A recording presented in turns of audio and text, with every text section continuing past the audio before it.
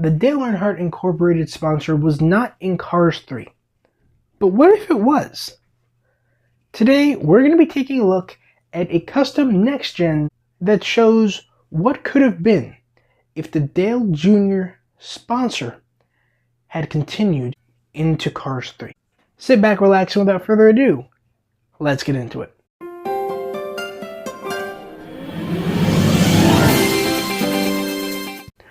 So the big question on everyone's mind is, what in the world happened to Dale Earnhardt Jr.? Why hasn't he been re-released by Mattel in over 15 years? Well, I can actually answer that for you. You see, the real-life person, Dale Earnhardt Jr., has not raced for Dale Earnhardt Incorporated for years now.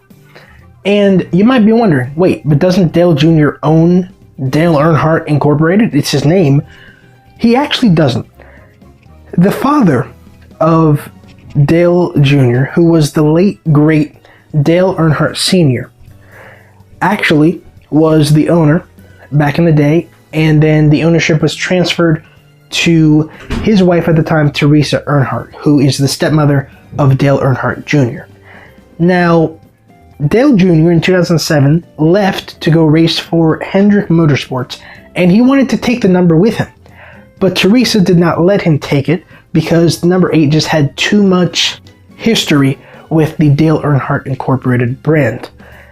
Now, that was an entire legal thing that Mattel just didn't want to get into. So they didn't. And that's why we haven't seen Dale Earnhardt Jr. in the diecast cars line for 15 years, since 2009. That was the last time he was released. 2009. Can you believe it? So a lot of people like to imagine how the DEI sponsor would look as a next generation racer from Cars 3. And this right here is my personal iteration inspired by the Piston Cupster's iteration that he made. Now, the logos that you can see on this car were designed by the Piston Cupster himself. The one on the hood is a carified version of the real-life Dale Earnhardt logo, and this was made by him. The back as well, this, the backlights and like the, I don't know what that's called. It looks like a grill on the back for some reason. And these two rookie stripes were also made by the Piston Cupster. Here, this thing as well. The number 8s were actually made by me in Google Docs. I literally just typed the number 8, took a screenshot, and then gave it like an outline in my designer and all of that. But as you can kind of see, I used an Eric Breaker, a Chinese Eric Breaker, to make this guy. And I thought it came out pretty cool. I used 2 different paint pens made by Sharpie. I used a red one, if I can find them here. Used a red one and a black one right there, as you can see in the background. I used the red one and painted the entire car. Then I came in with the black one, did the hood, did the eyes, also this part down there, and the splitter in the front, and also the spoiler. Now the spoiler, I painted it and I saw it started cracking, and I like how it looks. I think it's a really cool, just like cracked design, I guess. I don't know how else to phrase that, but I thought it looked pretty cool, so I kept it on there.